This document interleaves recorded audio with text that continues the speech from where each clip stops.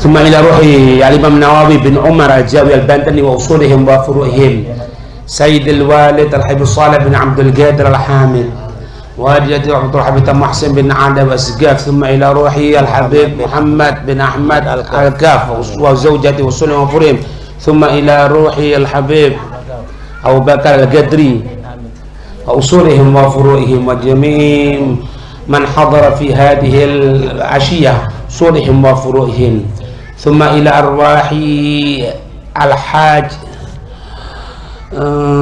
Abdul Azim bin Muncar, Nyai Abdul Azim, Bapak sama Ibu sama, Nyai Saedah, Bapak Madile, Bu Sadun, Hari-Hari Cahyono, Udiyati Saiful, Mansur, Tsunami, Sahab Sihab, Wasid, Rohimah, Nijo, Solehim wa Furuhim, Thumma Biniyati Syifa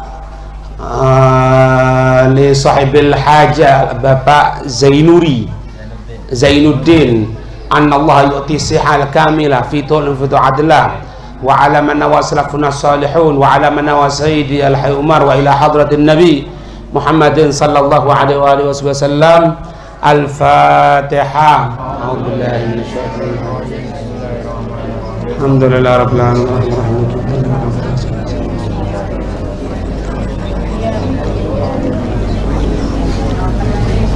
Bismillahirrahmanirrahim. Alhamdulillahi rabbil alamin. Allahumma salli wa sallim ala sayyidina Muhammad wa ala ali sayyidina Muhammad. Pengarang syarah, penulis syarah Imam Nawawi masih menjelaskan kepada kita tentang bagaimana proses ketika turunnya wahyu kepada baginda Rasul sallallahu alaihi wasallam. Beliau menyebutkan qala Sulaiman al-Jamal wa anil Harthi bin Hisham annahu sa'ala Nabi sallallahu alaihi wasallam. Beliau ini Harith bin Hisham bertanya kepada baginda Rasul. Bagaimana tanyanya? Kaifa ya'tika al-wahyu ya Rasul? Bagaimanakah wahyu datang kepadamu? Wahyu jadi fa'ilnya. Bagaimanakah wahyu ini datang kepadamu wahai Rasul? Apa jawaban Nabi? Faqala sallallahu alaihi wasallam, Nabi bersabda, ahyanan, kadang-kadang yaktini, wahyu itu datang kepadaku fi misli solsolatil jaros, seperti dentingan bel, dentingan dari alarm gitu. Solsolatul jaros ya. Wa huwa asyaddu alayya, dan itu amat sangat mengganggu kepadaku, amat sangat berat suaranya kepadaku. Makanya wahyu ini tidak akan mampu kecuali Nabi kita Muhammad. Itulah. Kalau bukan Nabi Muhammad, tidak akan mampu untuk menerima, kemampuan untuk menerima apa-apa yang akan datang. Belum wahyunya ya, apa-apanya yang akan datang. Jadi ini belum ayatnya turun. Ini masih permulaan sebelum ayat turun. Itu seperti suara bel, seperti suara lonceng, tang teng tang teng tang teng tang teng tang teng gitu.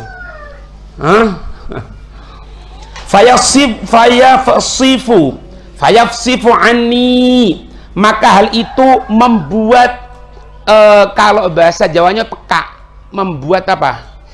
Sakit di telinga dariku. Iya, makanya Nabi itu kalau nerima wahyu itu Pak, kadang-kadang sebelumnya itu diem gini, mukanya memerah, ditiru karo Musailamah al-Kadzab. Tapi kalau Musailamah al-Kadzab niru Nabi malah seperti orang ayanan. Nah, itu dihinakan sama Allah Subhanahu wa taala. Wa qad wa'aitu, dan benar-benar aku ini telah merasa kecapean yang betul.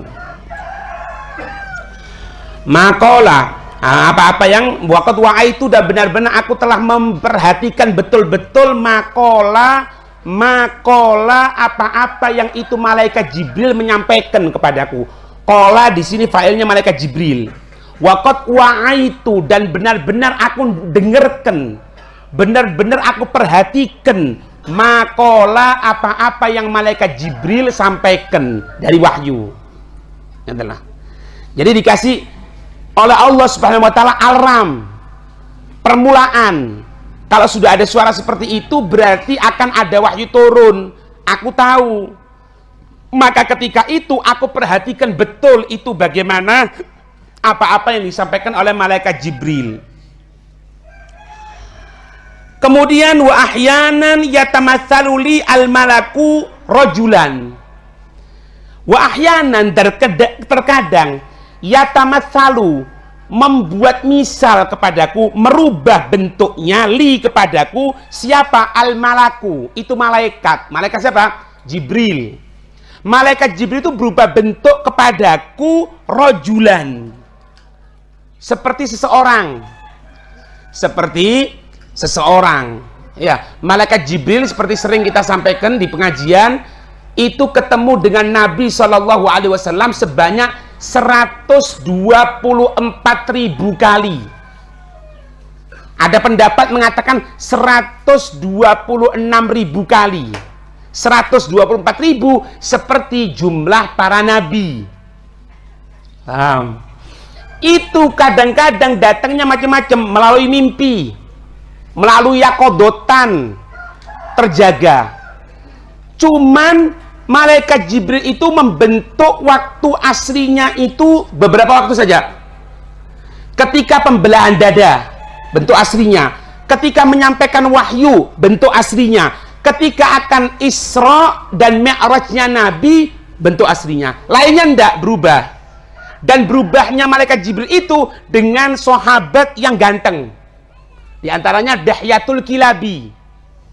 Datang seperti bentuk Dahyatul Kilabi. Karena apa? Dahyatul Kilabi itu amat sangat tampan sahabatnya. Datang kepada para sahabat. Sahabat tidak tahu kalau ini malaikat Jibril.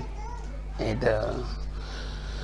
Fayukallimuni, maka itu orang itu menyampaikan perkataan kepadaku. Menyampaikan perkataan kepadaku. Ya.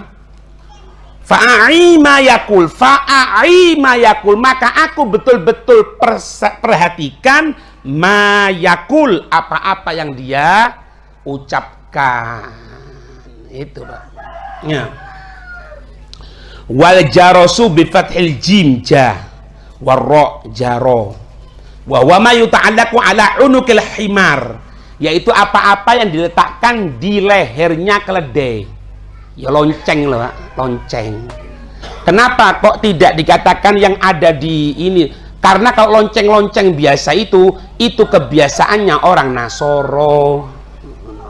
Lonceng itu kebiasaannya orang Nasoro. Paham? Trompet itu kebiasaan orang Yahudi.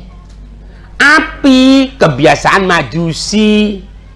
Malam tahun baru klop ono kabeh. Ono kabeh malam tahun baru. Majusine ono api. Trompete ono Yahudi. Lonceng-lonceng ono ya padha wae wis Nasoro.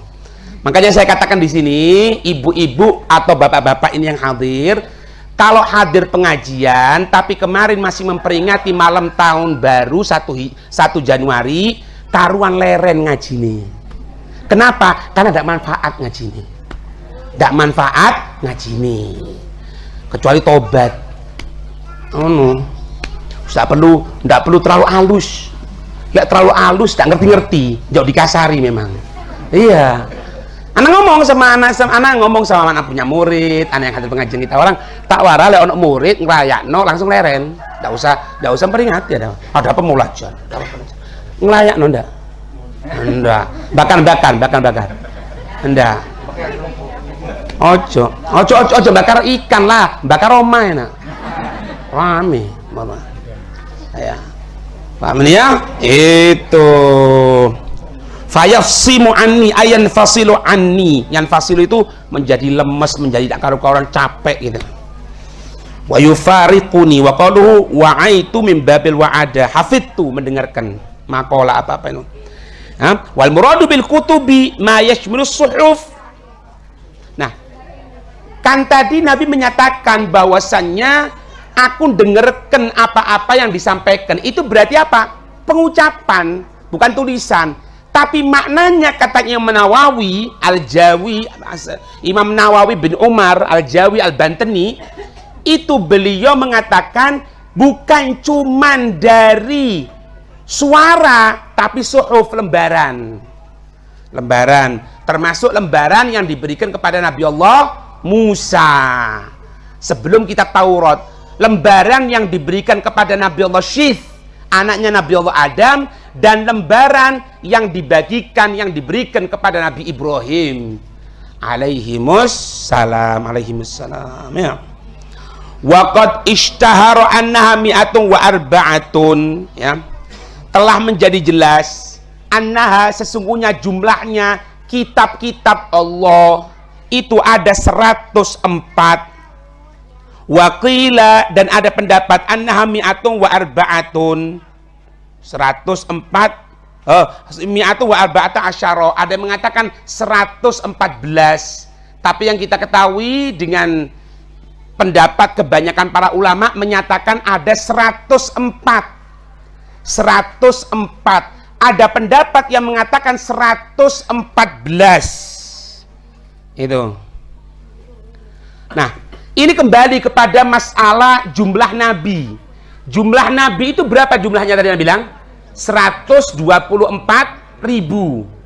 Tapi Imam Nawawi dalam kitabnya Bahjatul Wasail, syarah kitab Risalatul Jami'ah, beliau mengatakan jumlah nabi tidak bisa dibatasi. Kemungkinan 124.000, kemungkinan 126.000, tapi yang paling afdol jangan membatasi jumlahnya. Sama seperti jumlah kitab yang diturunkan. Ada yang mengatakan 104, ada yang mengatakan 114. Tapi katanya As-Suhaimi, waqala As-Suhaimi, As-Suhaimi mengatakan wal haqqu, yang benar, yang paling pantas, adamu hasril kutubi fi adadin muayyan. Adamu, tidak ada, hasril kutubi, pembatasan jumlah kitab-kitab, fi adadin muayyan, di dalam hitungan yang tertentu. Tuh. Fala yuqalu, maka tidak bisa dikatakan, katanya beliau, annaha mi'atun wa arba'atun faqat, hanya 104 saja. Li'annaka, karena sesungguhnya kamu, idza tatabba'ta ay fattashtar riwayati, kalau engkau meneliti, fattashta, tatabba'ta mengikuti, artinya apa? Fattashta, engkau meneliti, ar-riwayati, berbagai riwayat, tajiduha, engkau akan mendapatkannya, tabluhu, mencapai arba'atan wa thamanina wa mi'atan, justru mendapatkan 184 kitab yang diturunkan. Jadi gini, ojo bingung wis, gampang lah. Oh, jumlah kitab kok tukaran. Jumlah kitab iku ono sing ngatakan 104. Ada yang mengatakan 114. Ada yang mengatakan 182 jumlahnya. Sing paling enak ojo dibatasi. Mari. Yang jelas, apa katanya beliau Imam Nawawi? Fayajibu al-i'tiqad, wajib untuk keyakinan, annallaha anzala kutuban, sesungguhnya Allah anzala telah menurunkan kutuban, berbagai kitab, minas sama, dari langit, alal ijmal, tanpa diketahui jumlahnya secara pasti. Ijmal secara global tanpa dibatasi jumlahnya. Lakin akan tetapi yajibu ma'rifatul kutubi, wajib untuk mengetahui kitab-kitab al-arba'ati tafsilan. Yang 4 harus tahu. Maksud awal kitab Zabur kepada kita Nabi Daud, kitab Taurat kepada Nabi Musa, Injil apal kon, Injil Nabi Isa, Al-Qur'an ndak apal seleren ae wis. Al-Qur'an Nabi kita Muhammad sallallahu alaihi wasallam itu. Ini disebutkan wahya at-Tauratu, kitab Taurat li Sayyidina Musa, kepada Nabi Musa. Mangga yo ojo Musa ngono rek. Diturunkan nang Musa. Musa sapa?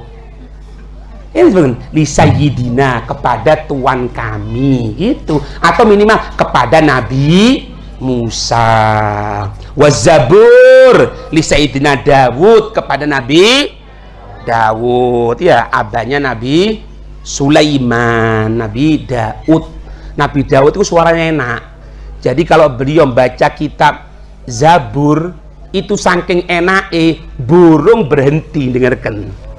Binatang itu berhenti dengarkan. Jangankan manusia, binatang itu diem dengarkan. Saking enake suara Nabi Daud. Dan sama aja dua nopip suara kok Nabi Daud. Dah iso. Iku mukjizat. Iya lah iso Nabi Daud ya.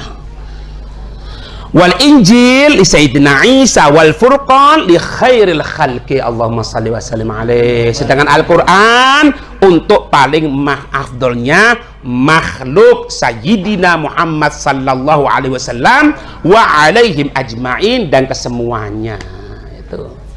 Ojo bingung wis, Beb, sekarang Injil yang asli itu ada apa ndak wis wallahu a'lam wis. Pokoknya Allah pernah menurunkan kitab Injil. Mari, kitab Injil yang diturunkan sama Allah mengakui akan turunnya Nabi Muhammad. Tidak perlu dicari. Di Injil itu temenan dia ndak roh. Yang jelas sampean harus tahu semua kitab yang pernah diturunkan oleh Allah itu disempurnakan oleh Allah. Jadi gini Pak, kitab Zabur sama Taurat, daulan mana? Zabur disempurnakan dengan Taurat, Taurat disempurnakan dengan Injil, Injil disempurnakan dan finish Al-Quran. Itu potongan Quran ini. Baca, punya rutinan sendiri Pak untuk baca Quran ya. Jangan ikut ini ya Pak, aku melok di langgar bagus, tapi harus punya rutinan sendiri untuk baca Quran. Meskipun setiap selesai sholat 1 lembar, 2 lembar, tidak apa-apa. Pokoknya harus punya rutinan sendiri untuk baca Al-Quran. Karena Al-Quran ini sumber dari segala wirid. Sampean moco wirid iki, moco wirid ini, moco wirid itu, bagus tidak? Bagus. Tapi kalau tidak baca Quran itu sama saja sampean seperti sholat sunnah, tidak sholat wajib. Duha 8 rakaat, subuh jam 6. Itu sama. Makanya pertama kali rutinkan Al-Quran. Oh, setiap selesai tidak mampu Beb, koyok Imam Ali Zainal Abidin, koyok Sayyidina Utsman, koyok Rabi'atul Adawiyah, setiap malamnya baca Quran hatam. Ya, tak iso. Rutinin dulu. Setiap selesai sholat 1 lembar. Tidak mampu Beb, 1/2 lembar. Selesai sholat, mari subuh 1/2 lembar, mari duhur 1/2 lembar, mari asar 1/2 lembar, mari maghrib 1/2 lembar, mari isya 1/2 lembar. Pas per hari 2 lembar setengah. 2 lembar setengah tidak apa-apa. Pokoknya ada hatamannya nanti. Ojo hataman lek pas Ramadan tok rek. Iya. Ngerti ini ya? Tajmimun sebagai penyempurna. Ruwiya min hadithi Abi Dzar qala qultu ya Rasulullah fama kanat suhuf Ibrahima qala kanat kulluha amsalan minha ayyuhal maliku al musallitu al mubtala al maghruru anni lam ab'athka litajma'ad dunya ba'daha ala ba'din. Sebagai bentuk penyempurna, ruwiya diriwayatkan min hadithi Abi Dzar, Dari riwayat Abi Dzar, kalau sampean ikut pengajian saya malam Ahad melalui YouTube, itu pernah ana sampaikan sejarahnya Abi Dzar. Abi Dzar ini Al-Ghifari. Ghifar itu daerah Ghifar. Ghifar itu daerah mendekati Mekah. Terkenal daerah Ghifar itu penduduknya perampok. Makanya ketika Abi Dzar masuk Islam, ditangkap sama orang-orang kafir, diantemi sama orang-orang kafir Mekah. Salah satu ngomong siapa? Sayyidina Abdullah bin Abbas. Ngatakan apa? Hei penduduk Mekah, hati-hati loh. Sing kon antemi iki teko daerah Ghifar. Kon kalau ngirim barang melalui Ghifar loh. Dan yang terkenal loh ini keluargae. Daerah situ perampok kabeh loh. Kon sampai ngantem iki apa mati, ente kalau ngirim barang hancur kon dirampok ngono, diculno, Pak. Dan Abi Dzar ini yang sengaja beliau tadi itu ngintai Nabi selama 1 bulan. Selama 1 bulan, gara-garanya Abi Dzar ini nyuruh teman saudaranya, ayo berangkat toh, katanya di Mekah itu ada orang aku jadi nabi. Berangkat, dapat 2 hari 3 hari kembali, ditanya, ya gimana? Ya ada katanya namanya Muhammad. Terus, ya segitu tok. Langsung ambil tungkatnya. Ngatakan apa? Kau ini tidak pantas aku suruh. Salah aku nyuruh kamu ini. Berdiri sendiri, berangkat. Berangkat, ditunggu. Di mana? Di pinggiran Ka'bah. Dilihat Nabi Muhammad sholat. Ngintai selama berapa? 1 bulan. Tidak bawa bekal. Yang dibuat makanan, minuman cuma air zam-zam. Tok. Tidak ada yang lainnya. Nggak ono bakso, nggak ono rujak, nggak ono apa-apa wis. Ya, cuma air zam-zam. Tapi ketika itu beliau dalam keadaan gemuk. Minum zam-zam tok, bondo zam-zam tok. Makanya zam-zam kuat tok. Niat masih betul. Setelah itu Sayyidina Ali lewat. Kelihatan orang ini. Sayyidina Ali kan intel, Pak. Oh hebat, ngelihat, tahu. Dilihat iki ono sesuatu ini. Dari mana katanya? Dari daerah sini katanya. Ada apa? Tidak ada saking. Punya tempat nginep enggak? Enggak ada sana, enggak ada. Ayo nginep sama mana? Dicak nginep rumahnya. Sayang nanti. Dicak nginep. Setelah itu besok paginya kembali lagi. Tinggal. Menjelang mau malam didatang lagi. Malam ini nginep di mana? Enggak ada. Nginep malam di mana lagi katanya? Ayo ikutkan. Ikut nginep lagi di sana. Tanya. Kon sak bener ini kan opo? Kon sak bener ini opo sih? Kalau kamu katanya Abi Dzar tidak akan bocorkan omongan tujuanku ini, aku akan sampaikan sama kamu. Aku tidak akan bocorkan. Ada apa? Aku sebetulnya kesini ini mau neliti orang yang katanya aku nabi namanya Muhammad. Terus ya aku cari informasi. Katanya Sayyidina Ali, kamu beruntung. Kenapa? Sekarang ini aku mau ketemu Rasulullah. Ayo ikut aku katanya. Ayo ikut aku. Ikut. Diajak. Terus kata Sayyidina Ali, nanti katanya Ali, kalau tengah jalan, aku berhenti betulkan sepatuku, kamu menjauh dulu. Itu berarti apa? Tidak aman. Kata Sayyidina Ali. Oh, ketika itu di Mekah kan terhimpit Pak orang Islam Pak, nggak bisa terhimpit. Kata Sayyidina Ali, pokoknya aku melaku, kemudian aku berhenti betulkan sepatuku ini pergi. Berarti tidak aman. Oh iya, jalan, tidak ada. Ketemu Rasulullah. Disuruh sini dekat katanya. Diceritakan sama Nabi gini. Langsung sekolah itu mengucapkan 2 kalimat syahadat. Langsung. Kita la ilaha illallah wa syallallahu mengucapno. Selesai. Apa yang terjadi? Apakah pulang? Enggak. Setelah mengucapkan itu berangkat ke samping Ka'bah. Ono apa? Ketemu golongan pembesar kafir. Ngomong di ngarepe. Hei, rungokno kabeh yo, rungokno. Aku masuk Islam. Ngikuti Nabi Muhammad. Langsung diantemi ya, diantemi ketika dipukuli gini. Ini siapa pamannya Nabi Sayyidina Abbas loncat ngatakan apa? Kamu kalau mukul ini hati-hati loh. Ini dari daerah Ghifar loh. Kamu kalau ngirim barang lewat sini loh, buyar nanti dilepas loh. Itu bengep kabeh, Pak. Ibu bengep semuanya. Bengkak semuanya itu. Besok pagi keluar lagi. Ngomong, hei rungokno yo, aku mau Islam. Pukul lagi, datang lagi Sayyidina Abbas ngelerai dengan omongan seperti itu. Sampai Nabi ngutus untuk pulang dulu. Pulang, tidak mau pulang, tidak mau, aku sudah sering di sini ya Rasul. Pulang, ajari di sana. Ya, ini salah satunya Abi Dzar yang pertama kali untuk mempersiapkan Nabi hijrah. Ini di antaranya. Setelah beberapa waktu datang bawa 7 atau 10 orang, tidak salah. Mengucap apa? 2 kalimat syahadat. Sampai nanti puncaknya masuk kota Madinah, tola al-badru alaina, disambut. Lah kula jenengan kadang-kadang delok mek waktu tola al-badru alaina, tapi waktu diantemi ndak gelem delok. Akhir lek dakwah wong sithik sing teko ngambul. Nabi ndak koyo ngono disambut. Sadurunge dipukuli Pak, disiksa, diginikan dan sebagainya. Ini sahabat Abi Dzar. Dzar iku apa sih? Dzar iku semut cili. Dzar semut cili. Abi Dzar bapake semut cili. Ya. Apa kok dibilang gitu? Karena Abi Dzar ini punya sodako. Sodako apa? Bawa gula ke tempat semut. Dikasih semut itu makan.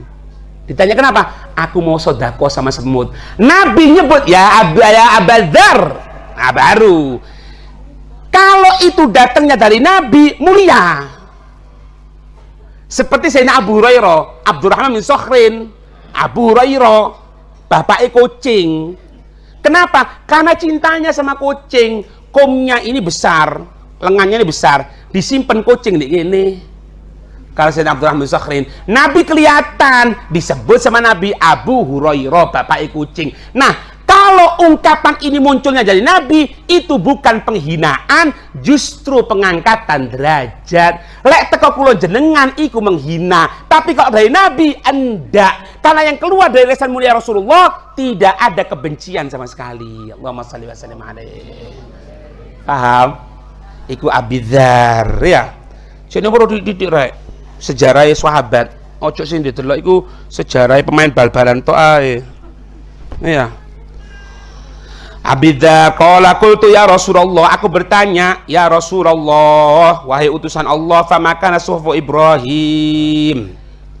Ya Rasul, famakanat, maka bagaimanakah adanya itu lembaran-lembaran Nabi Ibrahim? Nabi Ibrahim kan nerima lembaran-lembaran. Lembaran-lembaran yang diterima Nabi Ibrahim itu gimana ya Rasul? Qala, Nabi bersabda, kanat, ada itu lembaran-lembaran kulluha amsalan. Semuanya itu cuma bahasa-bahasa kiasan, bahasa-bahasa permisalan, katanya Nabi. Minha, diantaranya, contohnya, nah, contohnya apa? Nabi nyebutkan, ayyuhal maliku al-musallatu, wahai seorang penguasa yang musallat, yang terkalahkan dengan hawa nafsu, al-mubtala, yang diuji, yang kena musibah, al-maghrur, yang tertipu. Anni, sesungguhnya, lam ab'athka, sesungguhnya aku tidak mengutus engkau, litajma'ad dunia, untuk mengumpulkan dunia, ba'daha ala ba'din, mengumpulkan dunia sebagian atas sebagian yang lain. Walakin, akan tetapi, ba'athuka, aku mengutusmu, litarudda anni da'watal madlum, untuk membantu dariku panggilan orang yang didolimi, wahai penguasa. Fa inni, maka sesungguhnya aku la arudduha, aku tidak akan menolaknya, menghilangkannya, walau kanat, walaupun ada, min fami kamir. Fa inni, maka sesungguhnya la arudduha, aku tidak pernah menolaknya. Aku tidak pernah menolaknya, doanya orang yang didolimi, walau kanat, walaupun ada itu doa orang yang didolimi, min fami kafir, dari lesannya orang kafir. Permisalan. Ini contoh misalnya. Dan ya, Nabi iso weruh lembarane yang diturunkan kepada Nabi Ibrahim. Padahal tidak ada lembaran itu, Pak. Kok bisa tahu Nabi? Inilah kelebihan Nabi Muhammad berupa mukjizat, mengetahui, tidak pernah belajar, Pak. Nabi itu tidak pernah belajar. Kalau Nabi belajar, ada guru, maka guru harus dihormati. Allah tidak menginginkan seperti itu. Lihat sekarang hikmahnya. Umur 8 bulan dalam kandungan Nabi, ayahnya wafat. Ada yang mengatakan Nabi umur 2 tahun. Umur 6 bulan, umur 6 tahun Nabi Sayyidina Aminah meninggal. Katanya Sayyid Muhammad Al-Maliki, kenapa kok bapak ibunya Nabi itu meninggal, Nabi masih kecil, supaya tidak ada yang berada di atasnya Nabi. Kalau ada orang tuanya, maka Nabi wajib hormat. Makanya dihilangkan oleh Allah, diwafatkan oleh Allah, di antara hikmahnya supaya Nabi independen di atas. Ngerti? Di antaranya Nabi udah ada guru, Pak. Kalau semakin tanya gurunya Nabi itu siapa? Malaikat Jibril. Malaikat Jibril Allah. Makanya Nabi mengatakan, "Allamani Rabbi." Yang ngajari aku iki, yang ngajari aku Allah Tuhanku. Fa'asana ta'dibi, dan iku sebaik-baik pengajaran. Iku gawe Nabi. Kula jenengan ndak iso. Aku te belajar langsung bib nang Allah Subhanahu wa taala. Oh, ndak suwe. Guyu dhewe meneh kon delane. Delane wis lak sampel meneh. Ndak suwe. Moro-moro aku nabi akhir zaman. Oh ya. Wis mulai wis. Langsung digonang orang kayak obat. Iya. Nabi sekali nabi. Ini lihat nabi. Nabi itu kenapa kok dikatakan ummi? Ndak baca, ndak nulis. Ndak baca, ndak nulisnya Nabi itu angkat derajat, Pak. Bahasanya kita nanya loh. Ini. Ndak pernah belajar huwa huma hum hiya huma hunna. Ndak pernah. Doroba. Ndak pernah. La sorof balaiki. Tapi hebat mau kitab Ihya. Pinter ndak? Ya apa ya kok iso? Lah itu zaman Nabi. Jadi tidak bisa bacanya Nabi, tidak bisa nulisnya Nabi itu justru mengangkat derajat. Karena kalau Nabi bisa baca, bisa nulis, nanti ada ungkapan dari orang-orang kafir mengatakan apa? Oh, jangan-jangan Quran itu karangannya Nabi. Gitu lah, Pak. Ibu, ngerti ya? Itu kayak Nabi. Lah kalau jenengan ojo. Bisa kuatin dua tok ayo tidak iso. Ndak iso, harus belajar. Ini khusus sama Nabi. Nah, permisalannya itu yang ada di dalam kitab lembaran yang diturunkan kepada Nabi Allah Ibrahim. Allah menyatakan, "Hei penguasa yang telah terkalahkan oleh hawa nafsunya, yang telah mendapatkan musibah, yang telah tertipu," katanya Allah Subhanahu wa taala. "Sesungguhnya aku tidak mengutusmu untuk mengumpulkan dunia." Bukan cuma kating golek tender.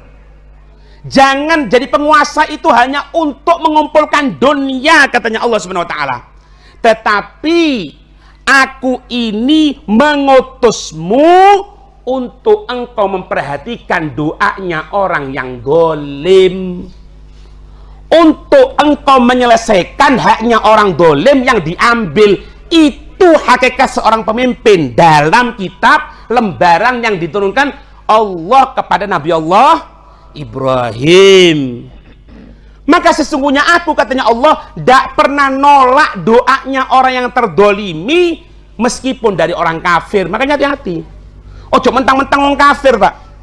Mentang-mentang wong kafir duwe toko, ambil barangnya halal. Iki dalile teko ndi rek? Hah? Omahe wong kafir, wong kafir iku bendoi omahe karo kotorane ayam. Enggak apa-apa, jangan loh. Dia terdolimi loh. Kalau sudah terdolimi, doanya tidak akan ditolak sama Allah, meskipun dia orang kafir. Coba pikir, lek wong kafir aja seperti itu, terus ya opo lek sampean dolimi pada muslimi? Dolim karo muslim. Terus gimana kalau kiranya sama saudara sendiri? Dolor dewe, cuma gara-gara warisan tanah sak kedok rong kedok ndak wawo. Minggir kon, mulai saiki putus hubungan. Ndak iso li, nduk, ndak iso nduk, rungokno ndak iso. Iku dulurmu. Iki dulur itu karo surat, lek bojo karo surat. Ngerti ya? Iya. Angkat hati-hati. Dulur, anak ndak iso putus. tak iso. Tetep lek bojo semenjak ojo ngucap kalimat cerai sik bojomu. Surate sik ono. Ngerti ya? Hati-hati. Hah? Iya, bukan abadi. Bukan abadi. Ini diajarkan. Hati-hati. Jangan sampai ini kalau doanya orang dolim kafir diterima sama Allah. Terus gimana kalau orang muslim yang doa? Terus gimana kalau yang doa saudara kita sendiri? Gara-gara hartanya diambil, gara-gara ditipu dalam masalah warisan. Berapa banyak kejadian itu? Hati. Jangan Pak, jangan hancur sampean. Kita bisa hancur kalau ngambil haknya orang lain. Hati-hati. Dan perhatikan ini. Kalau ada orang dia berhutang ya, yang diutangi tidak nagih-nagih Pak, padahal sudah jatuh tempo. Hati-hati. Ini bisa kehancuran bagi orang yang hutang. Hati-hati loh, entek kon. Hati-hati, naudzubillah, hati-hati. Akeh Pak, kadang-kadang ahli ibadah, ahli maca Quran, tapi lek nyilih duit tidak bayar. Akeh enggak? Enggak ada, insyaallah enggak ada. Kon suudon ini. Ojo. Jangan ya. Paham ya? Wa minha, di antaranya kalimat-kalimat yang terdapat di dalam kitab Taurat. Yang terdapat dalam kitab dalam lembaran-lembaran Nabi Allah Ibrahim alaihissalam. Wa 'alal aqili, dan atas kewajiban atas orang yang berakal. Maaf ya, kewajiban atas orang yang tidak gila. Berakal kan, paham kan? Soro kan? Wong sing waras. Kewajibannya, kalau dikatakan kepingin dikatakan orang waras, kewajibannya itu apa? Ayyakuna lahu sa'atun, ada satu waktu yunaji fiha rabbah azza wa jalla. Ada waktu khusus untuk bermunajah sama Allah. Cari waktu khusus antara waktu maghrib dan isya, meskipun cuma baca rotib atau satu lembar Al-Quran. Ada. Setelah subuh, sebelum ke pasar, sebelum aktivitas, sebelum minum kopi, sebelum makan ketan, sebelum sarapan, moco wirid. Oh no, bagiannya orang yang berakal. Berarti kalau dia tidak punya waktu untuk munajat sama Allah, maaf, dia bukan orang berakal. Paham? Ada Pak. Wasa'atun, ada waktu juga yuhasibu fiha nafsahu. Waktu yang kedua harus ada menilai dirinya. Si rare, aku iki wingi opo kehidupanku. Mang aku sembahyang duha apa durung yo? Ingat, ya Allah, anak belum sembahyang duha tadi ya. Sekarang sembahyang niat qodho, bagus. Tadi sholat duhur, qobliyah ba'diyah ya. Aduh, enggak beb, ba'diyah lali aku. Mari sembahyang ono sing nagih. Misale sembahyang sekarang niat qodho. Ada waktu yang kedua. Waktu yang kedua itu menilai dirinya. Kalau yang dodolan kan, hari ini dapat penghasilan berapa? Hari ini rugi apa enggak? Itu. Kemudian yang ketiga, wasa'atun yatafakkaru fiha Allah Ta'ala. Yang ketiga, waktu mikirkan ciptaannya Allah. Tapi jadi dukur rek. Engkau senewan kon. Delok langit. Langit iki kok iso ngono yo. Ojo ono saringane. Ojo, sampel wis ojo. Minimal wis minimal pelan-pelan ditelok. Misal jenenge misal yo, duwe bojo nyocot misalnya. Nyocot beb. Itu waktu ada khusus. Kok iso yo nyocot ya, subhanallah ya. Oh, iki berarti ujianku iki cek aku sabar. Enak adem. Tambah nyocot, tambah seneng. Oh, ujianku tambah tegur. Iya. Ada bapak iki ibu-ibu iki. Ada sing lanang ngamuk tok bojoku beb. Mosok kopi ndak enak jadi blonjo kurang. Nah enak kan pikirno, kok iso ngono bojoku yo? Yo saaken rek. Lek ndak aku mbek sapa maneh iki. No. Iya, ada yang ketiga waktu untuk mikirkan ciptaannya Allah Subhanahu wa taala. Wasa'atun, ada waktu juga yakhlu ayatajarradu fiha lihajatihi. ada waktu juga untuk kebutuhan dia. Kerja. Ojo dak kerja rek. Maaf ya, maaf. Sing dadi ustad ojo mek ngandalno duit templean. Ono kerjaan. Karena kalau boleh duit templean, lek pas ditempeli titik ngerundel. Dieling-eling, pokoknya hati-hati diundang iku teko maneng. Diundang maneng, loro untu. Diundang maneng, mencret. Waduh. Kenapa templeannya titik? Karena apa? Ndak duwe kerjaan. Jangan punya kerjaan, ini nyampaikan ilmu, jangan dibuat kerjaan. Kadang-kadang pekerjaan penceramah. Loh ya apa sih? Penceramah kerjaan itu. Jangan pernah minta sama orang. Orang beri sebagai hadiah, tidak menghinakan, terima. Wong Nabi juga terima hadiah, tapi minta nodong jangan. Siapapun dia jangan. Iya, harus punya harga diri ya, Ibu. Iya, minal mat'am wal masyrab. Nah, itu. Jadi ada 4 waktu katanya. Waktu yang pertama mengosongkan diri untuk munajat kepada Allah. Waktu yang kedua untuk menghitung kehidupan dirinya. Waktu yang ketiga untuk memikirkan ciptaan Allah. Waktu yang keempat untuk mencari apa-apa yang dia butuhkan dari makanan dan minuman. Masih ada di antaranya yang disebutkan dalam kitab lembaran Nabi Ibrahim. Insya Allah pertemuan yang akan datang. Wallahu a'lam bishawab.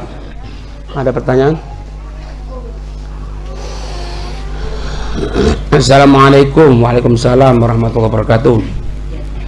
Habib mau nanya, apabila ngaji Al-Quran pakai Al-Quran terjemah, yang ngaji nggak punya wudhu, boleh apa tidak? Terima kasih Habib. Gini, perhatikan ya, perhatikan. Ini masalah nyentuh. Kalau lebih banyak Al-Qur'annya, kalau lebih banyak Al-Qur'an, satu ya, kalau lebih banyak Al-Qur'annya daripada terjemahannya, maka tidak boleh. Itu dihitung sebagai Al-Qur'an. Atau Al-Qur'an dengan terjemahan bahasa Arab. Itu sama itu. Kalau lebih banyak Al-Qur'annya, maka tidak boleh, pertama. Yang kedua, kalau Al-Qur'annya sama selainnya Al-Qur'an sama, jumlahnya sama, maka tetap tidak boleh. Yang boleh itu kalau selain Al-Qur'annya lebih banyak daripada Al-Qur'annya, itu boleh. Tafsir Jalalain itu lebih banyak selain Al-Qur'annya, lebih banyak tafsirnya, cuma beda 2 huruf. Jadi kalau ulama wis dihitung. Itu satu, itu pembahasan. Yang kedua, kita orang baca Quran kalau tanpa wudhu eman. Meskipun orang baca Quran tidak harus punya wudhu, tapi kalau megang iya loh ya. Kalau baca Quran tidak harus punya wudhu, tapi sayang kalau kita orang baca Quran pakai urutan ya, kata Sayyidina Ali gini, kalau orang itu baca Quran dalam keadaan sholat, maka setiap hurufnya 100. Alif lam mim, alif lam lam mim. Alif lam. Lamnya berapa itu? Mimnya berapa itu? Bismillahirrahmanirrahim berapa jumlahnya itu? 1 huruf 100. Kalau kita dalam keadaan sholat baca Quran tapi dalam keadaan duduk, karena kalau sholat sunnah kan boleh duduk meskipun mampu berdiri, maka setiap hurufnya hitungannya 75. Kalau di luar sholat kita baca Al-Quran punya wudhu per huruf 50. Tapi kalau di luar sholat tanpa punya wudhu baca Quran per huruf 10, tak eman. Mau dalam wudhu tok apa wedi kena banyu takon padane kucing. Paham ya? Habib, kalau misalnya di HP ini gimana Habib? HP itu kan ada aplikasinya, aplikasi Al-Quran. Gimana itu Habib? Al-Quran itu namanya mushaf. Mushaf itu sesuatu yang dicetak untuk Al-Quran. Anak tanya, yang ada di HP ini kira-kira khusus untuk menciptakan Al-Quran atau menciptakan HP? hati. Berarti nyentuh boten nopo-nopo. Ngono. Nah ini aplikasi Quran. Diotek ngene tengah iki diotek tengah ini tak apa-apa.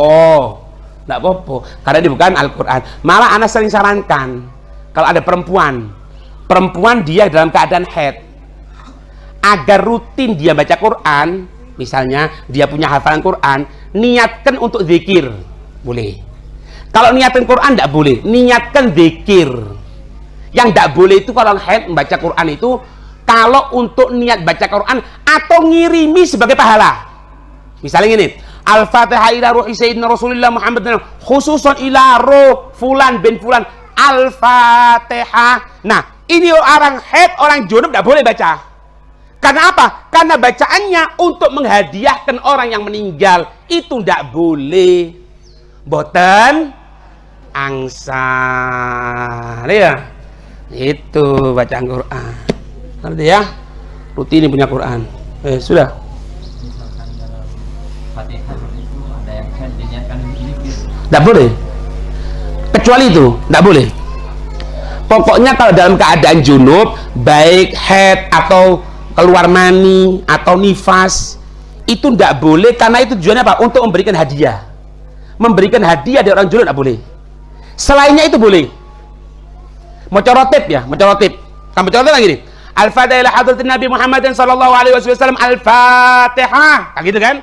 Itu orang haid tidak boleh baca. Karena apa? Ini bacaan Fatihah pertama kali untuk Rasulullah.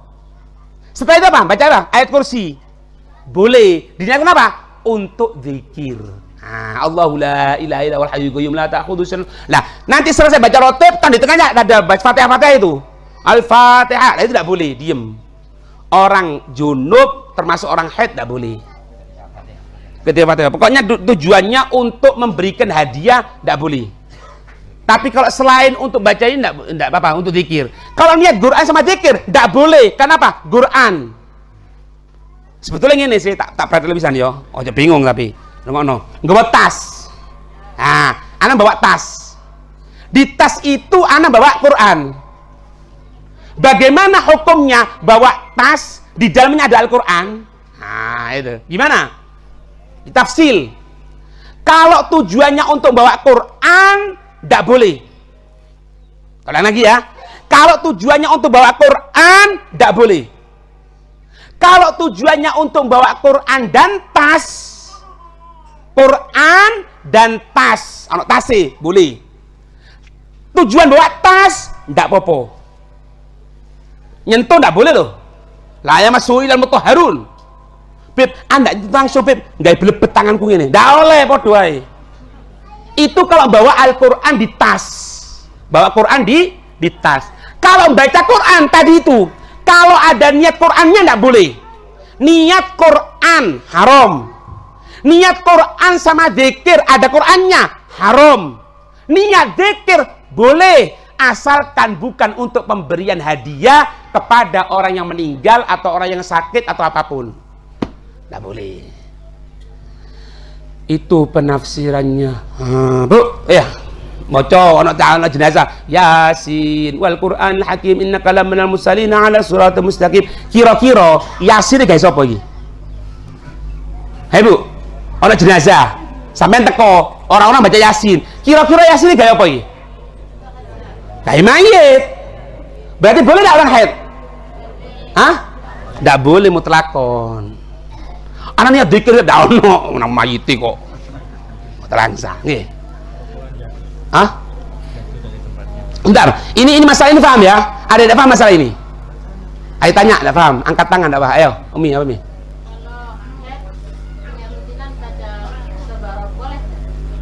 Lah ini makanya itu, balik lagi. Tabaroknya itu untuk apa? Kalau untuk zikir, tidak apa-apa. Tapi kita baca tabarok karena sahibul bait sekarang ini mau berangkat haji supaya berkah dengan bacaan tabarok. Nah itu tidak boleh. Karena hadiah tadi itu pokoknya wis. Anak-anak kasih rumusnya itu. Diingat-ingat. Harus rumusnya itu. Ada lagi? Hah? Ngajarin anak. Nggak boleh. Nggak boleh. Nyentuh gini nggak boleh. Ada bahasa ini Quran ya, ini Quran, ini Quran. Ini perempuan misalnya, ini perempuan haid, perempuan haid. Ini. Buka dengan ini. Sama. Ini nyambung, soal mutasil enggak boleh. Makanya kalau ngajari anak ngajar itu, kalau yang ngajari perempuan, yang pertama usahakan jangan di masjid, di musola. Yang kedua, yang digunakan jangan Quran. Apa yang digunakan? Turutan itu loh. Kalau misalnya mau baca Quran ya dia jangan nyentuh. Ayo, balik. Nggak gelem, tok, balik. Iya gitu ya. Nggak boleh. Ada lagi? Sudah, ada lagi? Apa Mi? Di tangga masjid boleh. Tangga apa? Bentar, tangga? Berarti tangga itu masjid enggak? Masjid enggak? Sudah. Tangga masjid. Tuh, bisa. Tangga masjid. Baik tangga ya masjid enggak? Teras apa? Sudah. Dah iya lah Bu. Mak pelengen ya Bu. Gitu toh. Anak gampang sudah. Besok aja terus. Masjid dah oleh titik. Wong wedok head aja apa. Mari. Beb, aku ate ngrungokno pengajian. Aku ngrungokno pengajian, Beb. Nyari jobo ae ngono. Jobo iki. Nah, kuburan enggak apa-apa. Ya enggak apa-apa. Kalau asalkan kuburannya bukan di area masjid tuh ya. Kalau ada ya apa-apa. Di masjid. Di kuburan enggak apa-apa. Wis jangan aku. Saiki nyang aku. Untuk menghadiahkannya tak boleh lah. Tak boleh. Ngomong hadiah. Kan ya pe ono duit Abdul Malik on moco ono duit tapi nya bisa. Tak akan. Ada lagi? Ada lagi. Apa tadi Gus? Quran jatuh kenapa? Kalau Quran jatuh, perhatikan. Quran jatuh, Quran kena kencingnya kucing. Kalau memang tidak ada yang bisa menyelamatkan darurat dia, maka tidak apa-apa. Meskipun tanpa wudhu.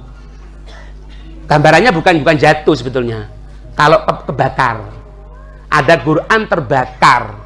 Kita orang nyari orang tidak ada, ambil saja meskipun tanpa wudhu. Kalau jatuh masuk ke got misalnya, nyari orang tidak ada langsung ambil tidak apa-apa. Untuk memuliakan. Untuk memuliakan. Makanya saya katakan gini, kalau sampean nemu Quran pretelan, ono Quran coplok-coplok itu caranya dua. Yang paling aman gini, ambil pretelannya, masukkan di kantong, aman. Atau kalau enggak dibakar, tapi ingat, bakar pretelan Quran jangan diniatkan untuk bakar Quran, tapi diniatkan untuk menyelamatkan Quran. Lek bakar Quran, naudzubillah, bisa jadi kufur, naudzubillah. Cara paling aman, pretelan jadi ono, masukkan di kantongan itu paling aman. Hah?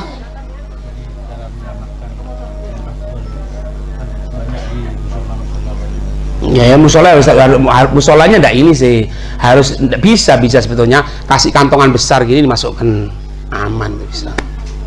Kalau nggak bisa Qurannya dikasihin di plus Qurannya sudah dibuat museum selesai loh. Iya betul, cari dan hati-hati loh ya, ingat ya, kalau kita biarkan anak yang belum tamyiz dia menghinakan Quran, kita tahu, kita diam saja, kita ada berdosa. Ada anak kecil, kita kan anak kecil tidak tahu, ngambil Quran, ngambil pulpen, dicorek-corek, disobek-sobek, sampean tahu, diem tok, nggak boleh, haram itu perbuatan. Kepada siapa? Anak kecil tidak apa-apa kok. Sing tuwa iki lho. Gitu ya. Ada lagi? Kalau kita di masjid tidak tingkat kadang-kadang di tingkat bawah itu ada Quran. Kita di atasnya ini. Iki iya kalah-kalah iki jenenge.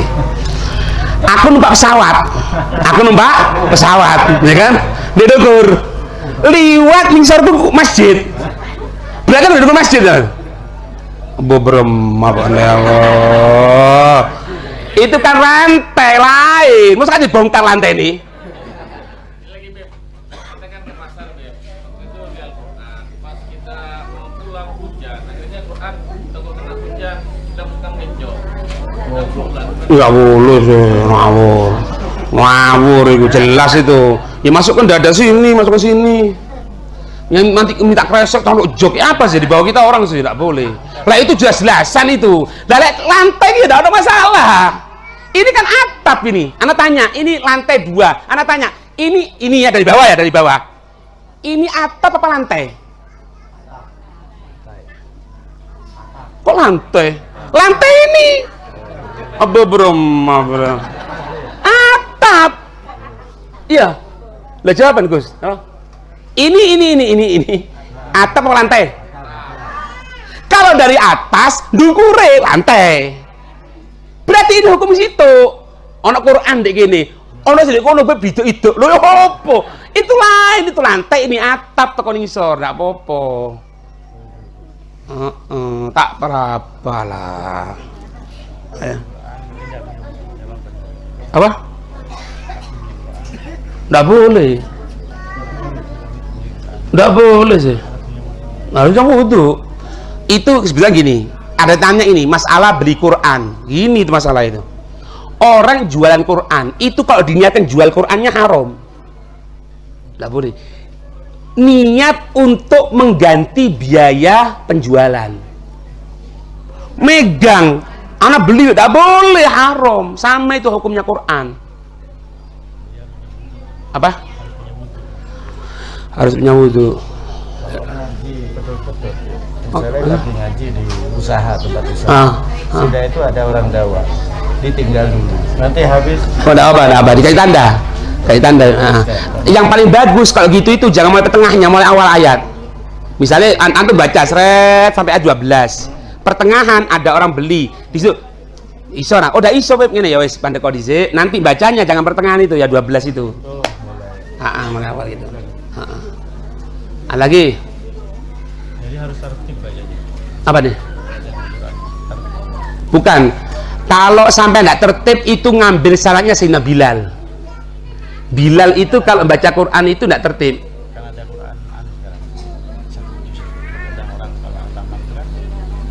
Tidak apa-apa, tidak apa. Nah, kalau makanya gini, kadang-kadang ada orang nyerang dari kelompok sebelah itu mengatakan itu kok bisa baca Quran preteli gitu.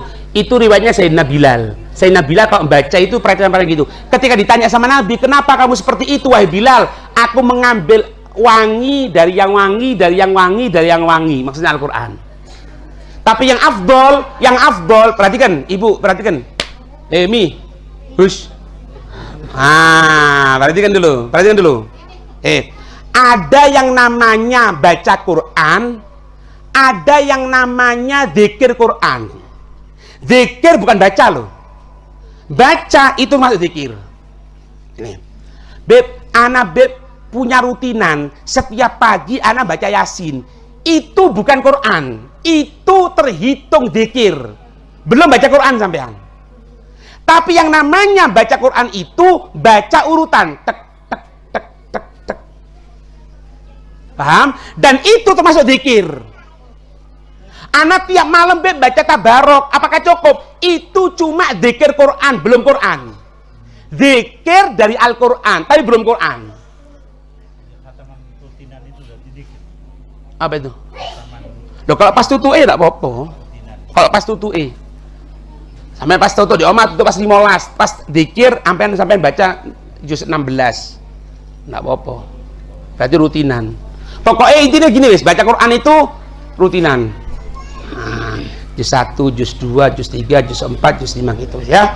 Wallahu a'lam bissawab. Ya Rabbana i'tarafna bi annana katarafna wa annana asrafna ala ladha asrafna fatub alaina tauba taghsil likul wastur lana al-awrati wa aminir rawati waghfir li walidina rabbi wa mauludina wal ahli wal ikhwani wa sairil khilani wa kulli لذي محبة أو جيرة أو صحبة والمسلمين أجمع آمين رب أسمع فضلا وجودا منا لا باكتساب المنة بالمصطفى الرسول نعظى بكل سول صلى وسلم ربي عليه عبد الحب وآله وصحبه عدد طش صحبي والحمد للإله في البدء والتناهي حمدا كثيرا دائم محبة سبحان ربك رب العزة عما يصفون وسلام على المرسلين الحمد لله رب العالمين بسر الأسرار الفاتحة محمد وعلى آله